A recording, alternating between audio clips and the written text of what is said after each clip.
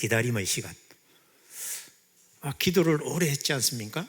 근데 응답이 우리는 기도하면서 우리 시간대에 빨리 되었으면 좋겠잖아요.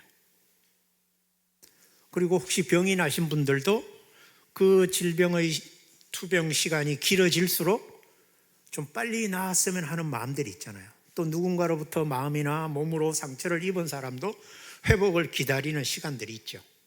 근데 그 기다림의 시간이 길어지면 우리는 조급해질 수도 있죠.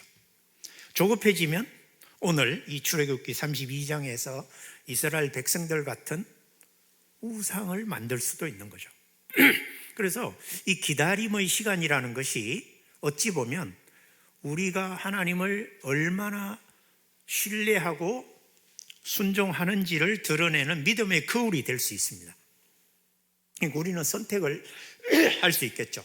이 기다림의 시간에 우리가 원하는 결과를 얻기 위하여 우상을 만들 거냐, 아니면 하나님의 타이밍을 기대하면서 그분이 가져올 선한 결과를 기다릴 거냐 하는 거죠. 이 출애굽기 32장은 하나님이 이스라엘 백성과 언약을 맺고 이제 하나님은 그들의 하나님이 되고 이스라엘은 하나님의 백성이 되기로 약속한 장면 바로 뒤에 나오는 겁니다. 이 출애굽기를 보면 여러분 1장부터 15장까지가 출애굽에 관한 이야기잖아요. 그리고 16장부터 19장까지는 이제 출애굽해서 홍해를 건너서 시내산까지 도착하는 장면이고, 그 다음에 20장부터 31장까지 오늘 이 본문의 앞장까지가 바로 하나님이 이스라엘 백성들에게 십계명을 비롯한 율법들을 다 주시고 나서 이제 언약을 맺는, 하나님과 이스라엘 백성이 택한 바 된 백성임을 언약식을 합니다. 그리고 32장부터는 이제 그 언약 백성이 하나님 앞에서 어떻게 예배 드려야 될지를 하나님이 모세가 시내산에서 지시받은 대로 성막을 건축하고 거기에 하나님의 영광이 임재하는, 성막의 완성을 통해서 하나님의 영광이 그 위에 셰키나로 임재하는 내용으로 되어 있습니다. 그런데 32장은 바로 여러분 하나님이 십계명을 모세에게 딱 들려주고 이제 내려가라고 하는 시점에, 그래서 하나님과 이스라엘 백성 간의 언약이 딱 맺어지고 이스라엘이 하나님의 거룩한 백성이 되었을 무렵에 일어난 사건이죠. 오늘 본문을 한번 보시면 여러분 이스라엘 백성들이 금송아지를 만들게 되는 이유가 1절에 무엇으로 나와 있습니까? 여기 보시면, 자, 금송아지를 만든 이유가 뭐였어요? 뭐 때문에 만들자고 합니까? 금송아지를?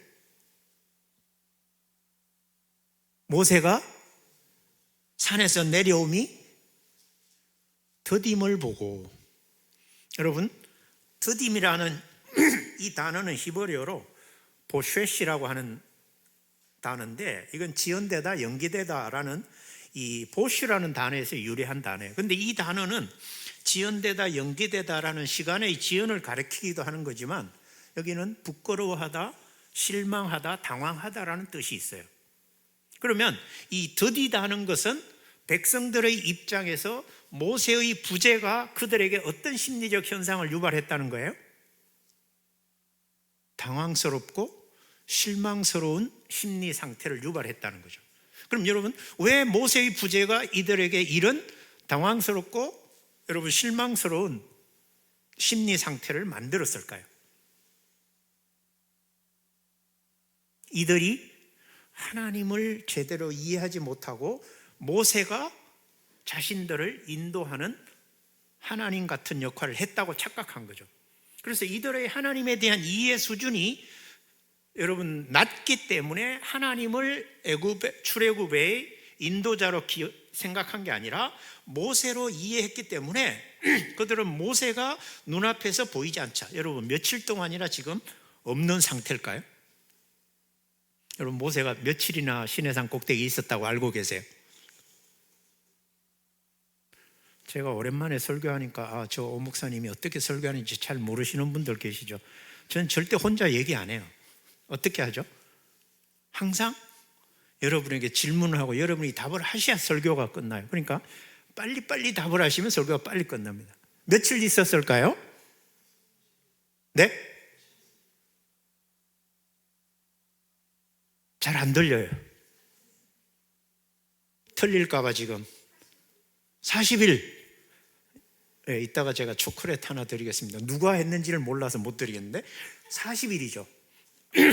여러분, 제가 경험한 바에 의하면 사람들이 작정을 하는 최고 기한이 얼마예요?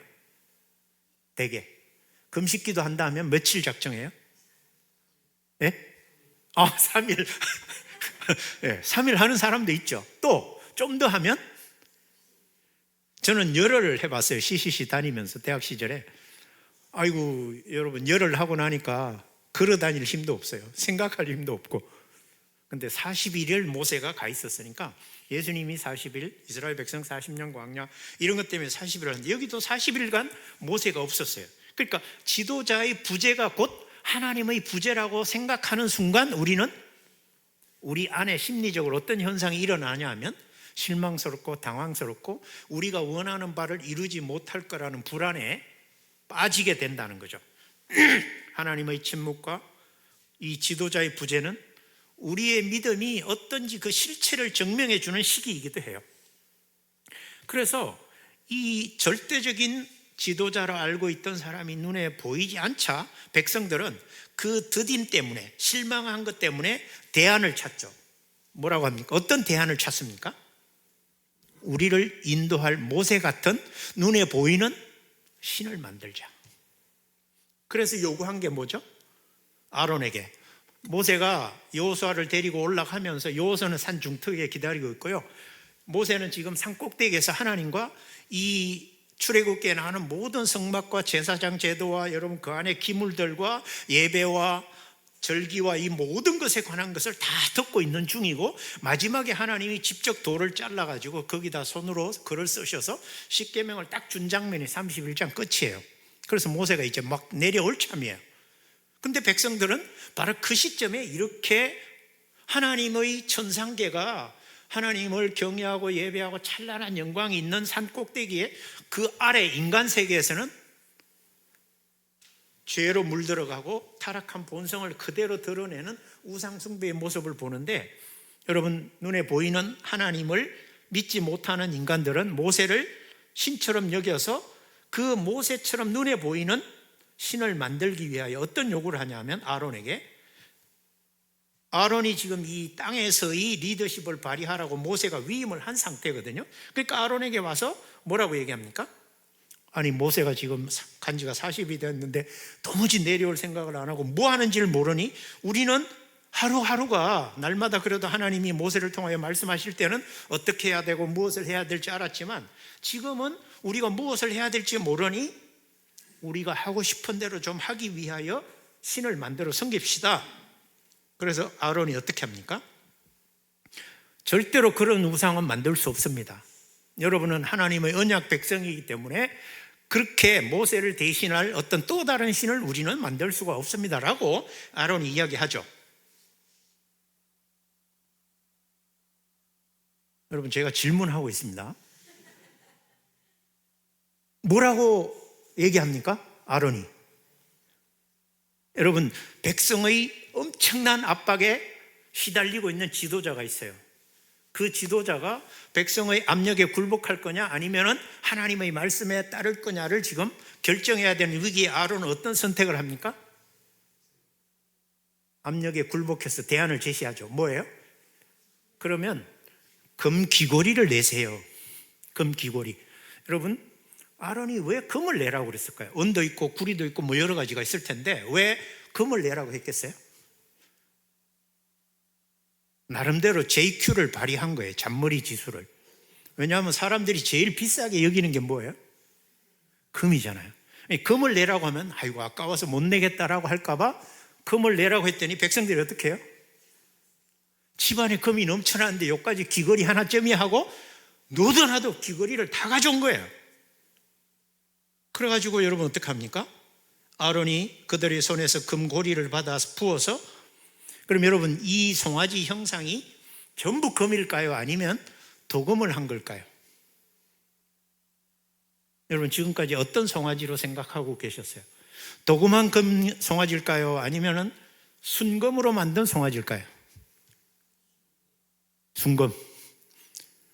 그러면 여러분 이스라엘 백성들은 엄청난 부자죠. 송아지 한 마리로 금을 하려면 몇 킬로나 될까요? 여러분 언약궤가 순금이거든요. 근데 그게 요새 시세로 따지면 600억 가까이 돼요. 그렇게 비싼 줄 몰랐죠. 그러면 그거는 50cm인데 이거는 그보다 클 거 아니에요. 그러면 금으로 만약에 순금으로 한 1000억 정도 될까요? 오늘날 가치. 자, 어쨌든 몰라요. 근데 여러분 나중에 가보면 이 금송아지를 어떻게 합니까? 모세가 갈아버리잖아요. 불에 태워서. 그걸로 봐서는 순금이 아니고, 또 여기 보니까 어떻게 합니까? 4절에 보니까 금고리를 받아서 부어서 조각칼로 새긴다 이렇게 나오잖아요. 금을 새긴 게 아니라 송아지 형상을 나무로 새겨서 그 위에 금고리로 금을 입힌 것이다. 우리가 이렇게 이해할 수 있어요. 그래서 어쨌든 송아지 형상을 만들었어요. 그리고는 여러분 아론이 그 백성들이 뭐라고 합니까?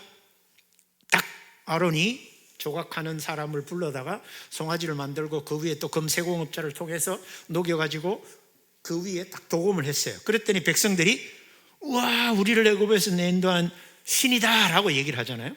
그리고는 아론이 어떻게 합니까? 내일은 여호와의 절기다 하면서 이 금송아지를 섬기는 여호와의 절기라고 합니다. 여러분 이들은 하나님을 섬기고 싶어서 이렇게 한 걸까요? 아니면 하나님을 섬기기 싫어서 송아지를 만들었을까요? 하나님을 버린 거예요? 하나님을 버리지는 않았어요. 그것을 하나님이라고 한 거예요. 이게 바로 뭐예요? 혼합주의라는 거죠. 싱크레티시즘이라고 하나님도 믿고 또 다른 안전빵도 가지고 있는 게 바로 혼합주의예요. 오늘날 교회의 가장 큰 문제가 뭐냐?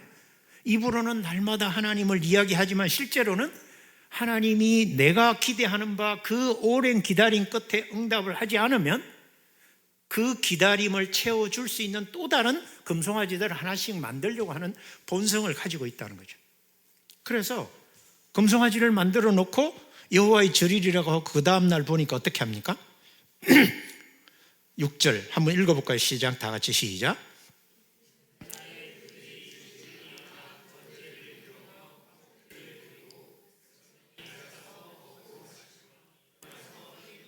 여러분 이 예배 방식은 여호와 하나님을 예배하는 방식이 아니죠.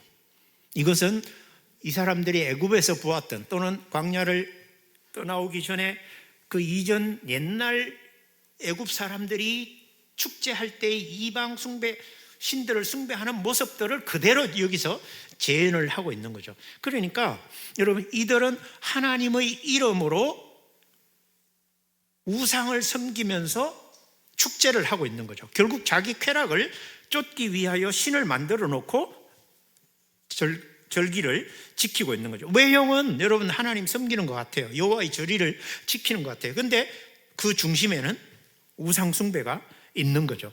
그래서 육체적 쾌락을 위한 종교적 활동에 불과한 이들은 금송아지를 만들어 버린 거죠. 여러분 오늘날 우리의 삶에도 금송아지가 있을까요? 여러분 이런 얘기 하신 적 있으세요? 야 나도 왕년에는 집에 금송아지 한 마리 있었어. 그런 적 없습니까? 조금 나이 드신 분들은 그런 이야기를 하신 적이 있어요. 왜요? 다른 사람에게 소위 가오 눌리기 싫어서 우리 집안이 그래도 괜찮았고 나도 잘 나가던 사람이라는 것을 말하기 위하여 들이대는 게 바로 우리 집에도 금송아지 한 마리 있었다는 얘기. 왜 하필이면 금송아지예요? 이 스토리인 거예요. 여러분 이 금송아지 사건이 바로 앞으로 이스라엘이 여러분 보세요. 나중에 나라가 나눠졌을 때 베델과 단에 뭐가 세워집니까? 금송아지가 세워지는 이유가 여기서 출발한 거예요. 그러니까 이 금송아지 우상 사건이 이스라엘의 종교에 하나님을 대신하는 자리로 자리 잡는 출발점이 된 거죠. 여기서. 그래서 하나님의 이름을 부르고는 있지만 정작 그들은 하나님을 대체하는 또 다른 금송아지를 그들은 세워서 예배의 외형이 중요한 것이 아니라 하나님의 보시는 마음이 중요하다는 것을 잊어버린 거죠. 그럼 여러분, 이 사건을 통해서 우리가 생각해 봐야 될 게 뭘까요? 기다림의 때에 유혹을 당하지 말아야 된다는 거예요. 여러분, 기다림은 자칫하면 조급함으로 빠지게 되고, 조급함은 바로 우리가 하나님을 신뢰하는지 아니면 또 다른 우상을 만들게 되는지를 결정하는 출발점이 된다는 거죠. 하나님의 때를 기다리지 못하면 우리는 반드시 세상적 해결책을 찾으려고 한다는 거죠. 직장에서나 가정에서나 건강에서 불확실성이 계속되면 우리는 하나님은 어디 계시지? 하나님이 지금 뭐 하시지? 왜 나에게는 아무런 반응이 없으시지? 라고 하면서 우리는 조급함이 드러나게 되고, 그 조급할 때는 하나님 아닌 또 다른 것을 의지해서 우리도 자칫하면 금송아지를 만들 수 있다는 거죠. 근데요, 하나님은 이 금송아지는 또한 다른 면으로 본다면요, 통제 가능한, 하나님을 인간이 통제 가능한 존재로 축소시킨 게 금송아지예요.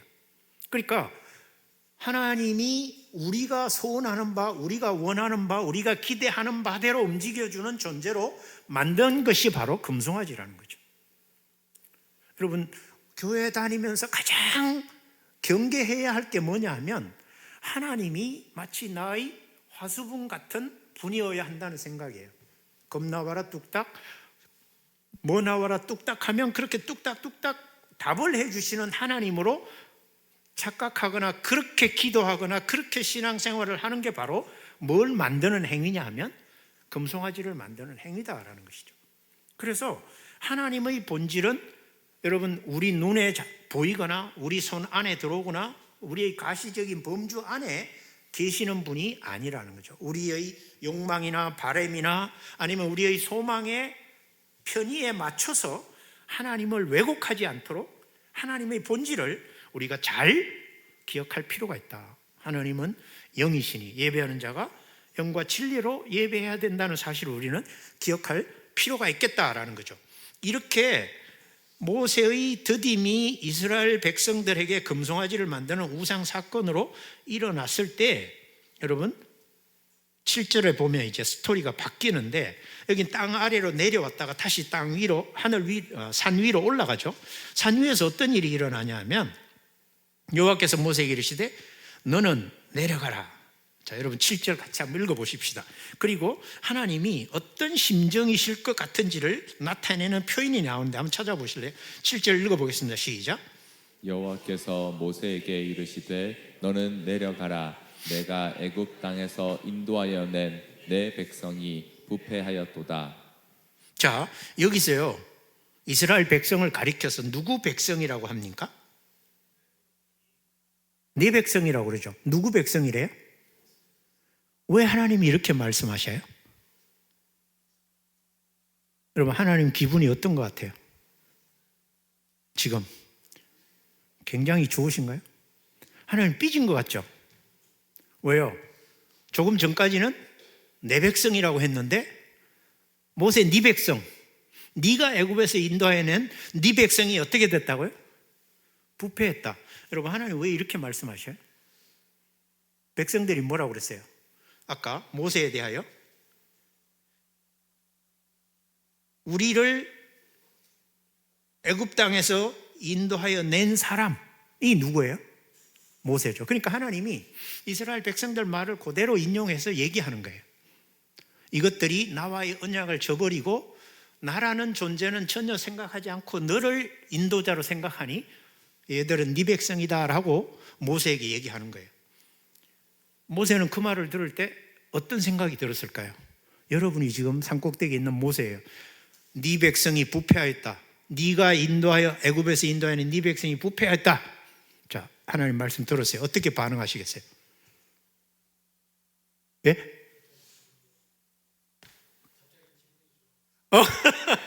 갑자기 내 백성이구나. 기분이 좋아져. 예. 그럼 모세가 정신을 차리고 그 다음에 어떻게 했어요? 처음엔 기분이 좋았다가 정신 차리고, 장로님, 예, 하나님 제 백성이 아니라 하나님 백성입니다 라고 얘기했겠죠. 그래서 하나님은 어쨌든 이스라엘 백성의 말을 그대로 받아서 모세한테 전달해요. 모세야, 네가 이끌어낸 네 백성이 부패했다. 그래서 뭐라고 씁니까? 모세는 지금 몰라요. 사실은 땅 아래서 무슨 일이 있는지 하나님이 아시고 설명을 해주는 거예요. 그러니까 모세는 사실은 충격이겠죠. 지금 내가 손에 딱 들은 게 뭐예요? 하나님이 친히 돌로 만드셔서 손으로 쓰신 돌판을 딱 들고 있는데, 그들에게 가서 이제 이 계명대로 우리가 이대로 삽시다, 하나님의 백성답게 삽시다 하려고 하는 참에 뭐라고 얘기해요? 청천벽력 같은 얘기를 하는 거 아니에요. 네 백성이 부패했다. 그리고 뭐라고 얘기하냐면 8절에 여러분이 한번 같이 읽어봅시다. 시작. 그는 내가 그들에게 명령한 길을 속히 떠나 자기를 위하여 송아지를 부어 만들고 그것을 예배하며 그것에게 제물을 드리며 말하기를 이스라엘아, 이는 너희를 애굽 땅에서 인도하여 낸 너희 신이라 하였도다. 여러분, 왜 하나님이 이렇게 자꾸 설명을 하실까요? 우리는 보면 반복되는 것 같잖아요. 모세가 모르기 때문에 설명을 해주는 거예요. 어떤 상황이 벌어졌는지. 모세야, 내가 그들을 이끌어냈건만 그들은 애굽 땅에서 인도하여 낸 신을 따로 만들어 놓고 그것을 신이라고 하면서 예배하고 있다. 그리고 하나님이 9절에 그러시죠. 모세에게 이르시되 내가 이 백성을 보니 목이 뻣뻣한 백성이로다. 자, 옆 사람 한번 빨리 쳐다보세요. 목이 잘 돌아가십니까? 잘 안 돌아가십니까? 여러분, 목이 잘 안 돌아가시는 분들은 목이 뻣뻣한 분들이에요. 가서 좀 마사지를 받으시기 바랍니다. 여기서 목이 뻣뻣하다는 것은 자기 고집대로 자기 판단대로 결정하고 행동해서 누구의 말도 듣지 않으려는 백성인 것을 가리키는 말이에요. 근데 여러분, 앞장에서 이들은 하나님의 말씀에만 순종하고 하나님만 우리 하나님으로 믿겠습니다라고 언약을 해놓고는 속으로는 지금 어떤 백성이라는 거예요? 하나님, 그건 말이고요, 실제로는 그냥 저는 제가 살고 싶은 삶을 살겠습니다라고 지금 표현한다는 거예요. 하나님 딱 보니까 이들은 목이 뻣뻣한 백성이다. 여러분, 이 표현이 이제 이스라엘 백성의 이 완고한 고집을 나타내는 기준이 돼요. 그래서 뒤로 성경을 읽어가면 계속 이스라엘 백성을 하나님 뭐라고 그러세요? 목이 뻣뻣한 백성. 여기서 처음 나오는 표현인데, 이게 금송아지도 그렇고 목이 뻣뻣한 백성도 그렇고 바로 이스라엘의 완고함, 하나님 없이 자신들의 삶을 살아가려고 하는 인본주의적 사고방식을 가리키는 두 용어가 바로 금송아지와 목이 뻣뻣한 백성이에요. 그래서 하나님이 화가 나셔가지고 10절에 어떻게 합니까? 결심을 하셔요. 어떻게 하기로요? 그런즉 내가 하는 대로 돌아 내가 그들에게 진노하여 그들을 싹쓸이 해버리겠다. 여러분, 조금 전까지 그렇게 인도하시고 그렇게 율법을 주시고 그렇게 자기 백성으로 소중히 영원 천대 만대까지 하나님의 백성으로 삼겠다고 하셨다가, 여러분, 이 금송아지 사건이 하나님에게 얼마나 진노를 일으킨 것이면 내가 이들을 진멸하고 뭐라고 얘기합니까? 새로 시작하겠다. 누구로? 여기 보니까 너를 큰 나라가 되게 하려. 모세는 여러분 속에 순간적으로 저 백성들이 하나님을 배반하고 하나님의 언약 백성이 아닌 멸망의 백성이 되고 이제 내가 아브라함 같은 위치를 차지하면서 새로운 하나님 백성이 되겠구나라는, 어쩌면 모세 인생 최대의 선물을 받았어요. 여러분 같으면 어떤 선택을 하시겠습니까? 하나님, 그거 참 훌륭한 생각입니다. 저렇게 죄가 없는 사이에 금송아지 만들고 하나님 배신하고 그렇게 믿는다고 약속했지만 저렇게 빨리 신앙을 저버리는 저들은 저도 앞으로 이끌고 가기가 힘들 것 같은데 저로 시작하신다면 그게 훨씬 하나님 편에서 편할 것 같습니다 라고 모세가 대답을 할 것 같지만 그렇게 하지 않고요. 모세가 어떻게 합니까? 자, 11절에 모세가 그 하나님 여호와께 구하여 이르되 여호와여 어찌하여 그 큰 눈과 강한 손으로 애굽 땅에 인도하신 주의 백성 진노하시나이까 하고 뭘 합니까? 중보 기도를 합니다. 여러분, 지금 인간은 기다림의 시험에 빠져서 금송아지를 만들고 그것이 자신들의 인도자라고 생각하는 아주 배은망덕한 폐역의 신앙 행위를 하고 있는 그 상황에서 하나님은 새로운 계획을 모세에게 말씀하셨지만 모세는 그것을 받아들이지 않습니다. 개인에게 가장 큰 영예에 어쩌면 인류 역사에 새로운 영적 민족의 조상이 될 수 있는 최고의 특권을 하나님이 제안하셨음에도 불구하고 모세는 그것을 강력하게 거절하면서 기도를 하는데, 여러분, 모세는 이 하나님 앞에 중보 기도를 할 때 어떻게 기도를 하는지 한번 보십시오. 무엇을 걸고 기도를 합니까? 모세는 첫째,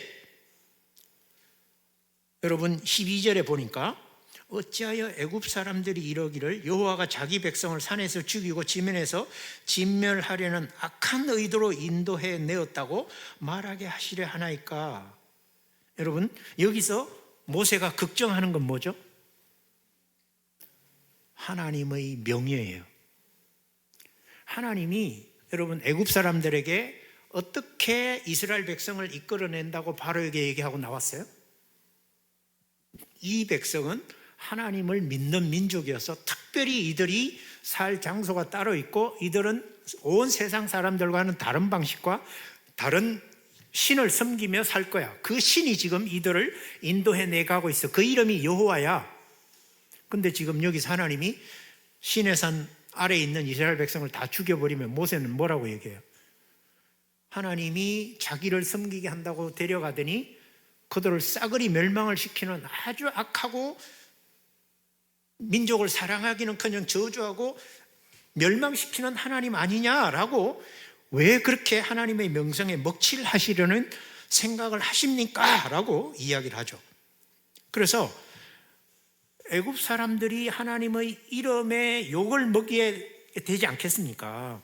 그러니까 하나님의 백성에 대한 하나님의 사랑과 그 다음에 하나님의 명성은 불가분의 관계로 연결되어 있기 때문에 하나님이 백성을 그렇게 대하시면 하나님의 명성도 애굽 사람들에게는, 이들이 나중에는 여러분 원수라고 얘기하는데 뒤에 가서 나오는 원수들에게 조롱거리가 되었다 할 때 그 원수가 바로 애굽 사람을 가리키는 말인데, 하나님의 구속사역은 하나님의 영광을 드러내고 하나님의 권능을 드러내기 위한 것이지,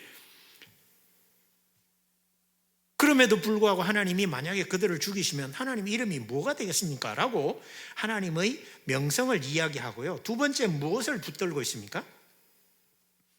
13절에 보면 주의 종 아브라함과 이삭과 이스라엘을 기억하소서 하고, 하나님이 아브라함과 이삭과 야곱과 맺었던 언약을, 이스라엘을 기억하십시오.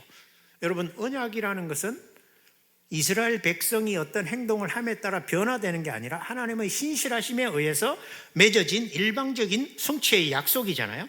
근데 하나님이 이스라엘 백성과 아브라함과 이삭과 야곱과 언약을 맺고 나서는 그 언약을 여기서 끝내버리면 여러분 그 언약은 뭐가 되느냐는 거죠. 그래서 모세는 하나님은 그렇게 이랬다 저랬다 하시는 분이 아니라 한번 언약을 맺으시면 영원히 그 언약을 지키시는 신실하신 하나님 아닙니까? 라고 언약을 기억하라고 하고, 세 번째는 내가 너희의 자손을 하늘의 별처럼 많게 하고 내가 허락한 이 땅을, 이 온 땅을 너희의 자손에 주어 영원한 기업이 되게 하리라. 하나님 약속을 붙들었잖아요. 하늘의 별처럼 바다의 모래처럼 많게 이 이스라엘 백성을 만드신다고 하셨는데 여기서 멸망시키면 하나님 그 약속이 어떻게 됩니까? 라는 거죠. 그래서 이 약속은 단지 수적 증가를 뜻하는 것이 아니라 하나님 백성으로서의 정체성과 소명을 분명하게 드러낼 수 있는 약속이기 때문에 하나님 여기서 그들을 멸망시키시면 안 됩니다 라고 중보 기도를 하죠. 그러자 하나님이 어떻게 하십니까? 모세의 기도를 들으시고 14절에 한번 읽어볼까요? 시작.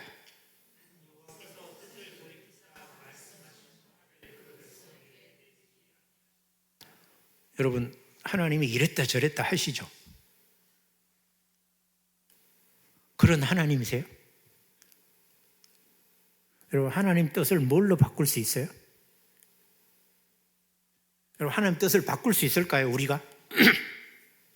여기서 하나님이 어떻게 하셨어요? 뜻을 돌이키셨다. 그럼 어떤 뜻일까요?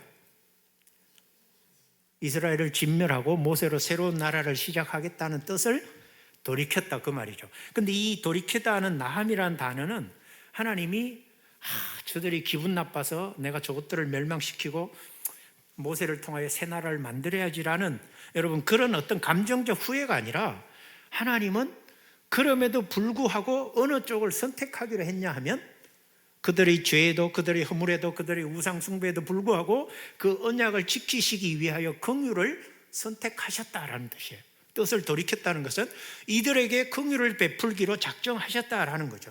그러니까 하나님은 성품상 한 번 택한 백성을 말로 멸망시키겠다고 하셨지만 그 멸망보다는 어떤 쪽을 택하시냐 하면 진노를 거두시고 긍휼을 베푸시는 쪽으로 택하셨다라는 거죠.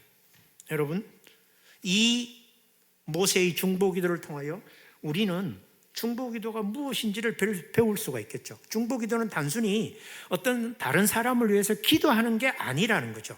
그것은 공동체의 죄를 짊어지고 하나님의 공의 앞에 엎드려서 긍휼을 구하는 기도가 바로 중보기도다.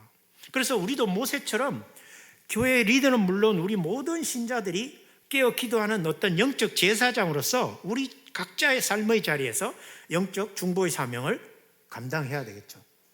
우리 자신을, 우리 가족을 또는 우리 교회를 그리고 이 나라를 위해서 하나님 앞에 간절히 엎드려야 할 시간인 것이죠.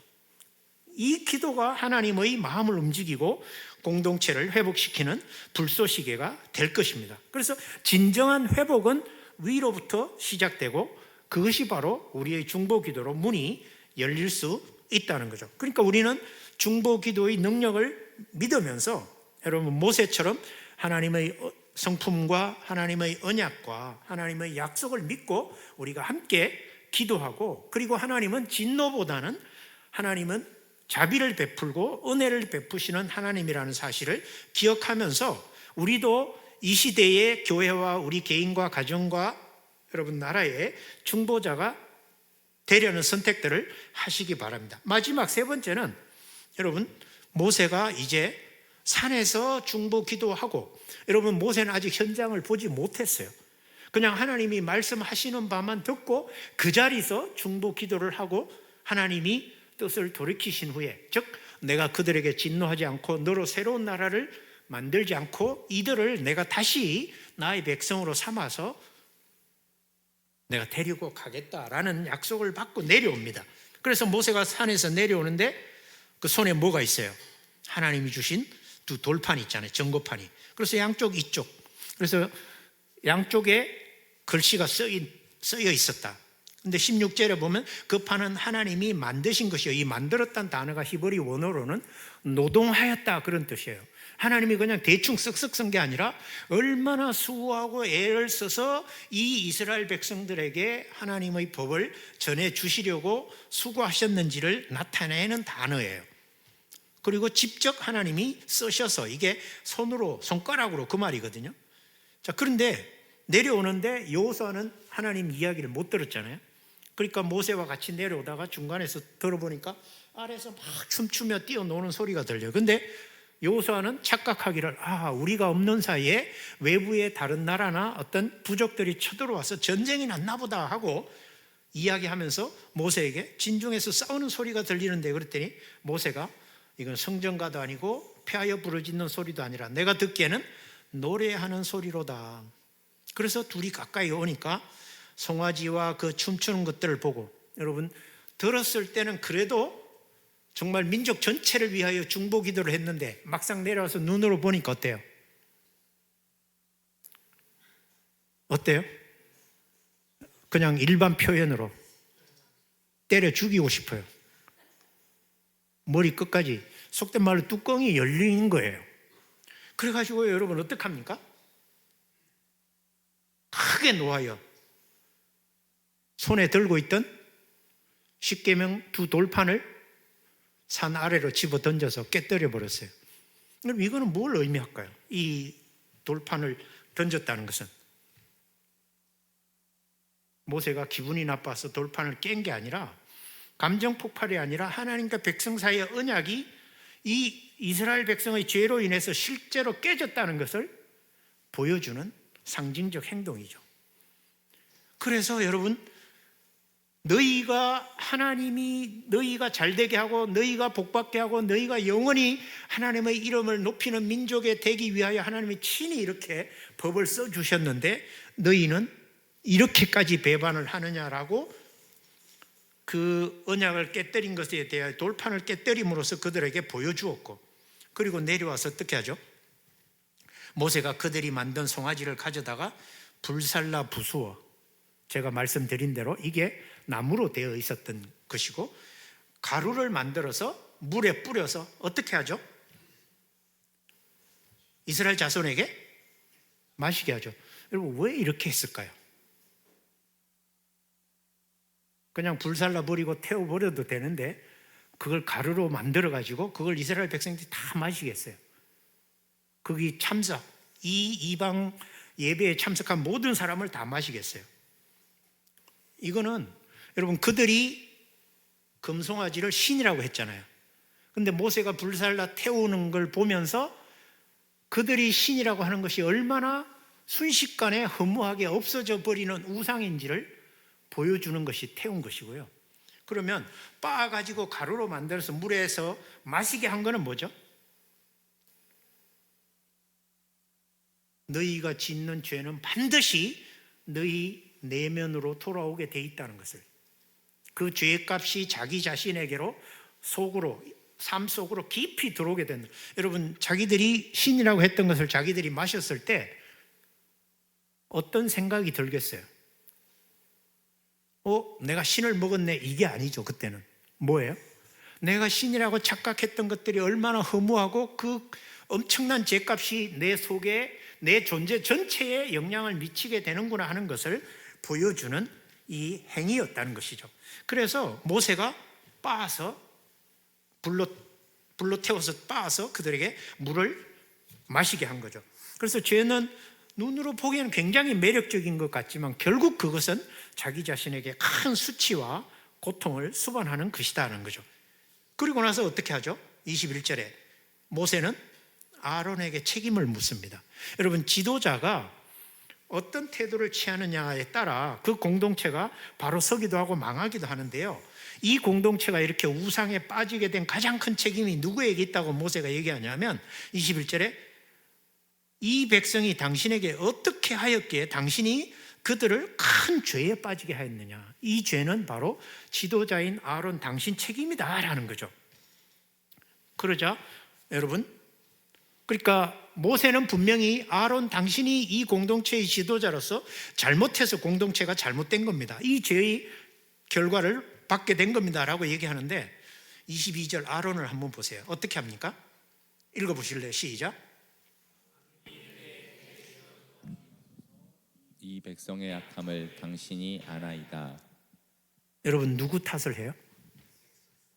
내가 잘못한 게 아니라 당신은 지금 나에게 큰 죄를 짓게 만들었다고 하지만 실제로는 당신도 알지 않습니까? 이 백성이 지금 얼마나 악한 존재들인지.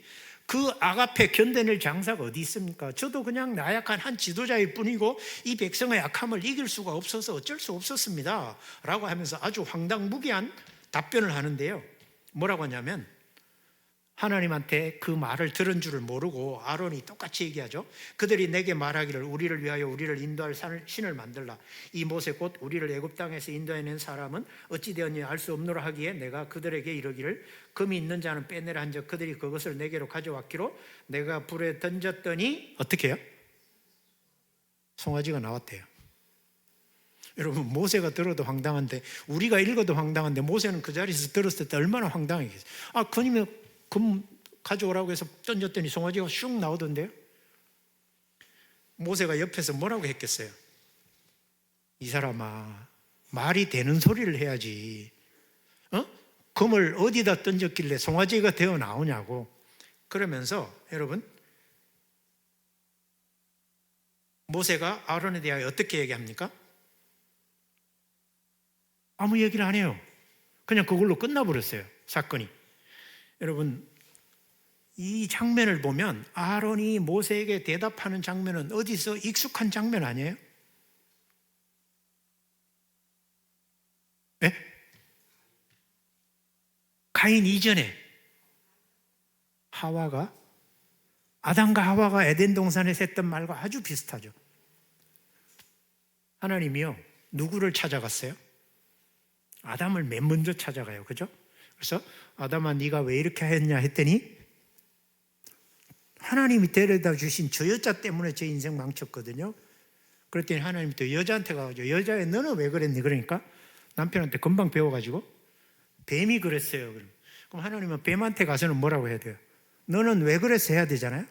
근데 네가 이렇게 하였으니 네가 저주를 받아 평생 땅을 끼고 흙을 먹어야 된다.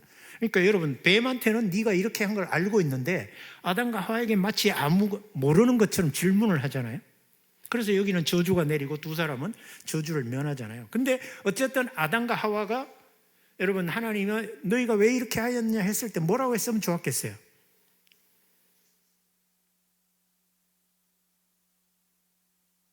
네? 그렇죠. 하나님, 제가 제일 먼저 만들어진 존재고 하나님이 이 죄에 대하여 저에게 말씀하셨는데 제가 그때 아내는 태어나지 않았었거든요. 그럼 그 금지 명령은 누굴 통해서 들었겠어요?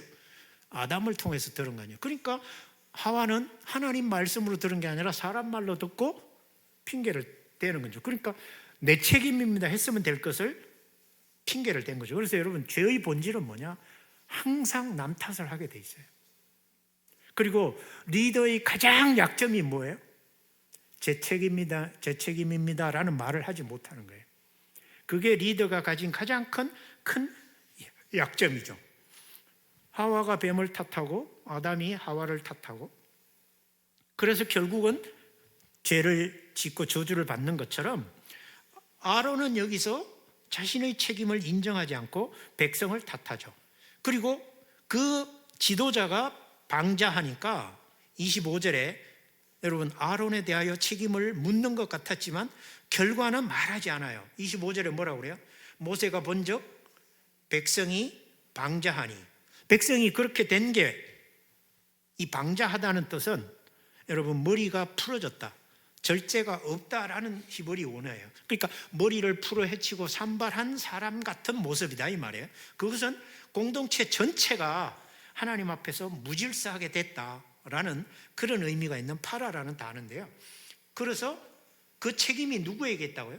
25절에 아론이 그들을 방자하게 하여, 결국은 지도자가 하나님 앞에서 어떻게 서서 어떻게 말하고 어떻게 행동하느냐에 따라 그 공동체는 결정적인 승리를 할 거냐 패배를 할 거냐가 달려 있다는 것이죠.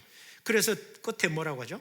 원수에게 조롱거리가, 이게 바로 앞에서 얘기했던 애굽 사람들, 하나님 섬긴다고 하더니 가더니 결국 이 애굽 사람들이 섬기던 아피스, 금송아지 만들어 놓고 신이라고 하는 이스라엘 백성들인 것을 여러분, 애굽 사람들이 들으면 저것들은 하나님이라는 존재가 우리가 믿는 금송아지만도 못한 존재구나라고 얘기할 수밖에 없지 않느냐라는 거죠.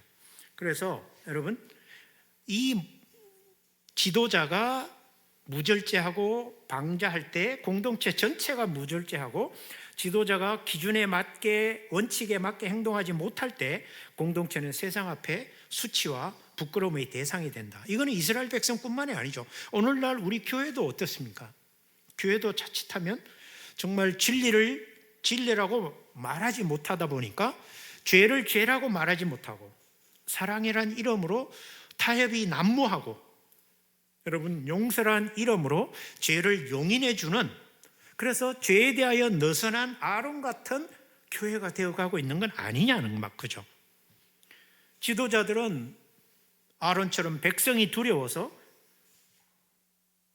백성이 원하는 대로 따라가고, 그러다 보니 백성들은 하나님이나 어떤 절대 기준이 아니라 쾌락을 따라가고 자기들의 소원을 따라가고 본질을 따라가고 본능을 따라가는, 그럼 이런 현실에서 누구 같은 사람이 필요할까요? 이 공동체를 짊어지고 그들을 대신하여 기도할 중보자들, 바로 저와 여러분 같은 사람들이 필요한 거죠. 예언자적 담대함과 하나님 진리를 위해서라면 목숨을 거는 거룩한 중보자들이 일어나야 되는 거죠. 그들이 교회를 살리고 이 나라를 살릴 수 있는 거 아니겠습니까? 여기서 모세가 말하는 대로 죄는 철저하고 단호하게 우리는 다루어야 한다는 것을 배울 수 있고요. 삶의 모든 영역이 흐트러지거나 무질서할 때 항상 돌아가야 할 기준은 하나님 말씀이라는 거죠. 그리고 우리는 가정에서의 책임자요, 직장에서의 책임자요, 교회에서의 책임자들이면 책임자답게 실수를 하거나 잘못을 저질렀거나 판단이나 생각이나 행동에 오류가 생겼을 때 그것을 인정하고 그 죄를 끌어안고 하나님 앞에 엎드려서 나부터 바로 서는 그런 모습을 보여야겠다라는 거죠. 오늘 이 출애굽기 32장은 단순한 우상 숭배 이야기로 끝나는 게 아니라 신앙의 본질이 무엇이냐 하는 거죠. 인간은 최대한 자신이 정한 기한이나 기준을 정해놓고 그 안에서 응답이라는 요구를 하나님께 바라고 있지만 하나님이 우리의 시간이나 우리의 기대대로 응답하거나 반응하지 않을 때 인간들은 이 이스라엘 백성들처럼 얼마든지 금송아지를 만들 수 있는 본능을 지닌 죄악된 본성을 가진 사람이라는 것을 우리 스스로 인정하고, 또한 모세처럼 이 공동체가 죄를 지었을 때 공동체의 성결을 위해서, 회복을 위해서 일어서라고 하는 중보자가 되라는 하나님의 외침이 바로 오늘 이 사건이 우리에게 말하는 교훈이다라는 거죠. 하나님은 도리어 조급함이 아니라 기다림을 통해서 우리의 신앙의 실제 모습이 어떤지를 보여주고 싶어 하는 거죠. 그래서 이 기다림의 시간은 우상을 만들 거냐 하나님을 기다릴 거냐의 분기점이 된다는 것입니다. 그리고 죄의 무게보다 여러분 중보자의 부재가 훨씬 더 위험할 수 있다는 거죠. 우리 교회도 그렇고 우리 가정도 그렇고 나라도 그렇고 죄가 많습니다. 그러나 그 많은 죄는 모세 같은 중보자가 교회와 가정과 직장에 세워지면 여러분 그 죄의 무게보다 훨씬 하나님의 은혜가 커지게 될 것입니다. 모세가 아니었으면 이스라엘은 완전히 진멸되었지 않겠습니까? 오늘 우리가 모세 같은 중보자가 된다면 여러분 이 대한민국과 우리 세계에는 소망이 있을 것입니다. 그러니까 오늘 이 교회와 민족에 필요한 것은 어떤 프로그램이 아니라 모세처럼 눈물의 중보자가 필요한 것입니다. 진리를 말할 수 있고 죄를 죄라고 단호하게 끊어내고 하나님 앞에 그 죄를 끌어안고 나아가는 담대함, 겸손함, 이것이 오늘 우리에게 주어진 이 말씀이 도전하는 바라고 생각합니다. 몇 가지 적용 질문을 생각하면서 오늘 말씀을 마치고자 합니다. 나는 하나님의 때를 기다리지 못하고 조급함으로 혹시 세상의 해결책을 찾으려고 하지는 않는가? 내 삶에서 하나님의 자리를 대신하는 우상은 어떤 것이 있는가? 그것을 내려놓기 위해서 나는 무엇을 해야 하는가? 나는 교회와 이웃, 우리 가정, 자녀, 부모를 위해서 얼마나 중보를 하고 있는가? 또 어느 정도의 책임이 있는 내가 회피하고 있는 죄나 책임은 무엇인가?